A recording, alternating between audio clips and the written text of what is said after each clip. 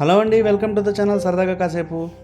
ఈ వీడియోలో మీకు నేను భారతదేశంలోని అత్యంత వైభవమైన మైసూర్ మహారాజా ప్యాలెస్ గురించి చెప్తాను. టన్నుల కొద్దీ బంగారం, కోట్లలో నిధి, కట్ చేస్తే 400 ఏళ్ల పాటు వెంటాడిన శాపం. రాజులు మహారాజుల గురించి చర్చించుకున్న ప్రతి సందర్భంలోనూ భారతదేశంలోని ఈ ప్యాలెస్ గురించి ఖచ్చితంగా మాట్లాడుకుంటారు. భారతదేశంలో రాచరికం ముగిసినప్పటికీ రాజకుటుంబాల రాజహోదా ఇప్పటికీ చెక్కు చెదరకుండా ఉంది. ఇక ఈ వీడియోలో మీకు నేను మైసూర్ మహారాజా ప్యాలెస్ యొక్క రాజవైభవం, దాని చరిత్ర, మైసూర్ మహారాజులను వెంటాడిన శాపం, వీటి గురించి క్లియర్గా ఎక్స్ప్లెయిన్ చేస్తాను. ఇక వీడియోలోకి వెళ్ళే ముందు మన ఛానల్ని కన్నా సబ్స్క్రైబ్ చేసుకోండి, లైక్ అండ్ షేర్ కూడా చేయండి. Please support us. Mysore Ambavilas palace భారతదేశంలోని అత్యంత ధనవంతుడైన ఆ రాజు రాజభవనంలో 750 కిలోల బంగారం, వెండి శిల్పాలు, వజ్రాలు, ముత్యాలతో నిండిన అలంకరణలతో కూడిన సింహాసనం ఇప్పటికీ అందరినీ విస్మయానికి గురిచేస్తుంది. అలాంటి రాజవైభవం కలిగిన ఆ రాజభవనానికి సంబంధించిన ఒక రహస్యం కూడా ఉంది. ఇది 400 సంవత్సరాలుగా ఈ రాజకుటుంబాన్ని అనుసరింపజేస్తుంది. మైసూర్ ప్యాలెస్ను అంబావిలాస్ ప్యాలెస్ అని కూడా పిలుస్తారు. ఈ ప్యాలెస్ దేశంలో తాజ్మహల్ తర్వాత అత్యధికంగా సందర్శించబడే 2వ ప్రదేశం. మీరు ఈ రాజభవనానికి చూడడానికి వెళ్ళినప్పుడల్లా ఖచ్చితంగా దాని సింహాసనాన్ని చూడటం మాత్రం మర్చిపోవద్దు. ఈ సింహాసనం 750 కిలోల బంగారంతో తయారు చేయబడింది. అది చాలా పొడవుగా వెడల్పుగా ఉండటం వల్ల దానిపై కూర్చోవడానికి ఒక నిచ్చెనను ఏర్పాటు చేశారు.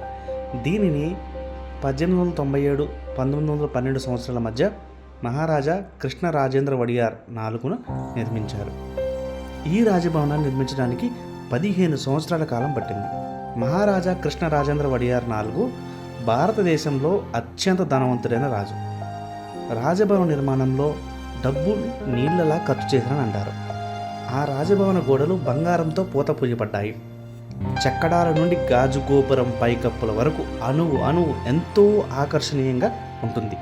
ఇక దర్బార్ హాల్ అలంకరణలో బంగారు ఆకులను ఉపయోగించారు. పైకప్పుపై క్లిష్టమైన బంగారు శిల్పాలను ఉన్నాయి. అయితే మైసూర్ ప్యాలెస్ గురించి చాలా కొద్ది మందికి మాత్రమే తెలుసు.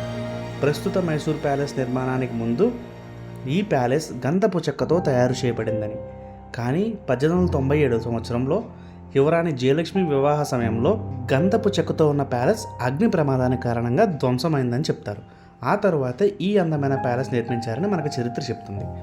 ఇక దసరా పండగ రోజే చూసుకుంటే మైసూర్ ప్యాలెస్ అందం అనేక రెట్లు పెరుగుతుంది.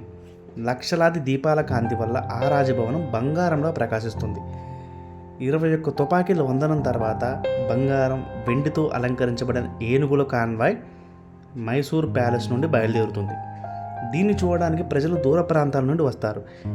ఈ రాజభవనం లోపల 12 ఆలయాలు ఉన్నాయి. దసరా సందర్భంగా దేవత ప్రదక్షిణ కోసం బయటకు వచ్చే ప్రదేశం. బంగారం, వెండితో అలంకరించబడిన ఏనుగు కాన్వాయ్కు నాయకత్వం వహిస్తున్న ఏనుగు వెనక భాగంలో 750 కిలోల స్వచ్ఛమైన బంగారంతో తయారు చేయబడిన సింహాసనం ఉంటుంది. దానిలో మాతా చాముండేశ్వరి విగ్రహాన్ని ఉంచి ఊరేగిస్తారు. Housing.com ప్రకారం 31,36,320 చదరపు అడుగుల విస్తీర్ణంలో విస్తరించి ఉన్న ఈ మైసూర్ ప్యాలెస్ విలువ దాదాపు 3,136.32 కోట్లంట. ఆ రాజభవనంలో ఒక భాగాన్ని ఇప్పుడు మ్యూజియంగా మార్చారు. ఇక్కడ మీరు టికెట్ కొనుక్కుని రాజులు మహారాజుల వైభవాన్ని దగ్గరగా చూడవచ్చు. రాజభవనం లోపల రాజకుటుంబం కోసం నిర్మించిన ప్రైవేటు గదులు చాలా గొప్పగా మరియు ఆకర్షణీయంగా ఉంటాయి. ఈ రాజభవనాన్ని ప్రత్యేకంగా రాజులు రాణులు నివసించడానికి రూపొందించారు. ప్రతి ఒక్కటి రాజవైభవాన్ని ప్రతిబింబిస్తుంది. మైసూర్ ప్యాలెస్ లోపల అనేక మందిరాలు, మండపాలు ఉన్నాయి. అక్కడ రాజ కార్యక్రమాలు, దర్బార్లు, వివాహ వేడుకలు జరుగుతాయి. మైసూరుకు చెందిన వడియార్ రాజవంశం భారతదేశంలో అత్యంత ధనిక రాజకుటుంబం. కానీ ఈ కుటుంబానికి ఒక రాణి శాపం ఉందని చెప్తారు. అది 400 సంవత్సరాలు ఆ కుటుంబాన్ని పట్టి పీడించిందని కూడా అంటారు. గత 400 సంవత్సరాలుగా తమను ఒక శాపం వెంటాడుతుందని, దాని కారణంగా తమ వంశంలో సంతానం పుట్టలేదని వడియార్ రాజకుటుంబం స్వయంగా నమ్ముతుంది. 1612 సంవత్సరంలో దక్షిణాదిలో అత్యంత శక్తివంతమైన విజయనగర సామ్రాజ్య పతనం తర్వాత వడియార్ రాజు విజయనగర సంపద మొత్తాన్ని దోచుకున్నాడని చెప్తారు.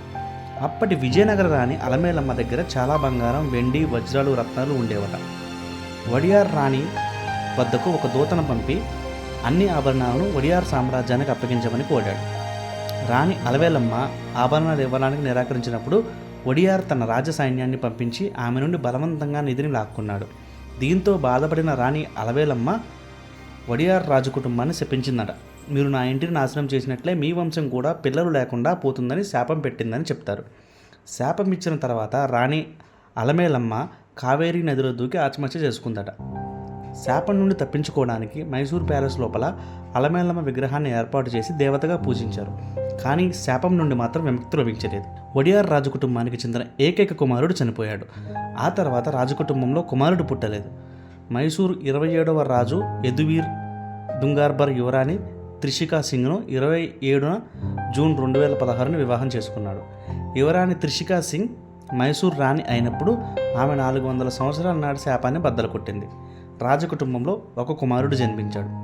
యదువీర్ వెడియార్ అమెరికాలోని మసాచుసెట్స్ విశ్వవిద్యాలయం నుండి ఇంగ్లీష్ ఎకనామిక్స్ డిగ్రీ పొందారని చెప్పేసి ప్రస్తుత ఒడియార్ రాజు అయిన ఆయనే దాని గురించి క్లియర్గా చెప్పారు. సో చూసారు కదా ఫ్రెండ్స్, మైసూర్ మహారాజా వైభవం గురించి మనం ఈ వీడియోలో. సో నా వీడియో మీకు నచ్చితే ప్లీజ్ మీ అభిప్రాయాలను కామెంట్ రూపంలో పంచుకోండి. అలాగే మన ఛానల్ని సబ్స్క్రైబ్ చేసుకోండి, లైక్ అండ్ షేర్ కూడా చేయండి. Please support us. Thank you.